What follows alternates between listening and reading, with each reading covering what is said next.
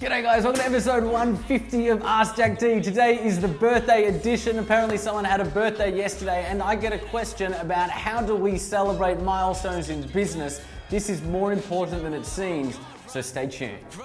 28 and I'm trying to shape history, pulling from the sky for some strength to take with me, line up the stars, fly away quickly and push the world forward like a tidal wave hit me. I ride the wave swiftly, I fear no man, check my titles, mate. G'day guys, welcome to episode 150 of Ask Jack D. This is the special birthday edition, so I'm told. Apparently someone had a birthday just yesterday and turned the ripe age of 29. It is also episode 150 of Ask Jack D. So a big thank you and happy birthday to all you Ask Jack D'ers out there. And thank you for coming on this journey with us for 150 episodes. Rosie, how do you feel about us getting to 150 episodes? Really excited. Really excited? Really excited. It's a lot of episodes. So thank all of you for coming on this journey with us. Rosie, what's today's question? Today's question comes from Matthew Ford on Facebook. You've been writing unwritten for a couple of months now. How will you celebrate when you finish it? Hashtag Ask Jack D. Nice, Matty Ford. Beautiful question. Been writing unwritten for a couple of months now. How do you celebrate milestones when they happen? Matty, this is a really good question. And the reason it's a really good question is if you look at like an athlete, for instance, right? Like I don't know, who's an athlete? Usain Bolt. Every week or every month or every couple of months, whatever it is, he runs a race. And he either wins or he doesn't. Or a tennis player, they go to a championship, they either win the match or they don't. Or they win the championship or they don't.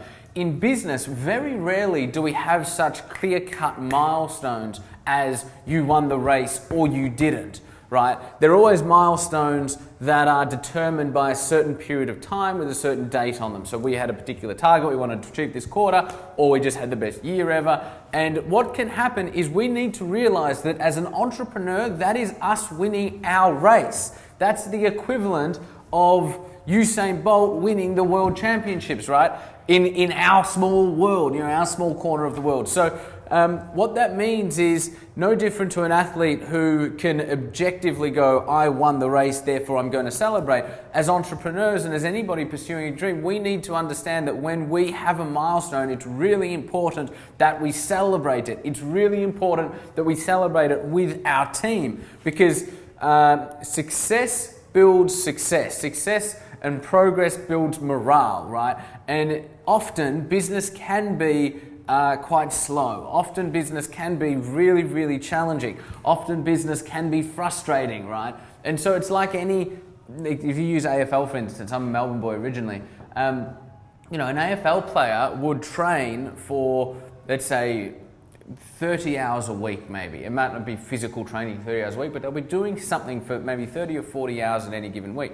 And then if they're in a season where they're not actually a good team, they're only winning once every 4 weeks, you've got to acknowledge that for every 90-minute game or 2-hour game where they win, that has been 120 hours of training, right? And so that's the perfect metaphor for business, is that so much, a disproportionate amount of our time in business is spent in challenge, is spent doing the 120 hours training before we have that game for 2 hours where we win, right? So when you get to the end of the quarter, if you've hit targets, when you get to the end of the year and you had a great year, when you've written a book and the book is finished, when your team do something that's amazing, when somebody has a freaking birthday, right? Take the time to stop, pause, and really enjoy the joy and the celebration of that moment, because it is the magic that you will find and that you will foster amongst yourself and your people in that moment that can provide some of the energy that enables you to keep going at the same degree, the same degree of energy that brought you here, right? Celebrating the wins is key to sustaining ongoing effort. Very, very, very, very, very important and good question. And entrepreneurs, anybody watching this, I can guarantee you, you are guilty of not celebrating enough. So next time you have a milestone, this is the challenge for today. I'm not asking for a question in the comments below. This is what I'm asking. Next time you have a win, celebrate it. Whether it's you pour a freaking glass of wine with a friend and you sit there and you just enjoy the moment. Whether you get your team together and have a party. Whether you go to Paris for a week. Anywhere, whether you go for a walk along the beach, anywhere from either end of the spectrum, it doesn't need to be extreme. I want you to pause and find and honor the joy in that moment. Now, quickly, you guys probably realize today's Monday. I'm actually down in Melbourne right now, filming the audio book for Unwritten at the Belinda Studios out in Tullamarine. Whereas I'm coming to you right now from the Entrepreneur Development Centre in Sydney. We're actually pre-recording this so that we didn't miss out on the birthday edition. And it looks like another little birthday elf is actually bringing something into shot. Little tiny sparkles. Sorry, guys. I'm like sparking a little bit. They're definitely not sparkling. I know. No. Thank you so much. Do you want to blow them out with me? Yes. Okay. Thank you guys for tuning in. Thank you for helping us to help. Thank you for helping us get to episode 150 and coming on the journey with you. We will be speaking to you guys again tomorrow. See you guys.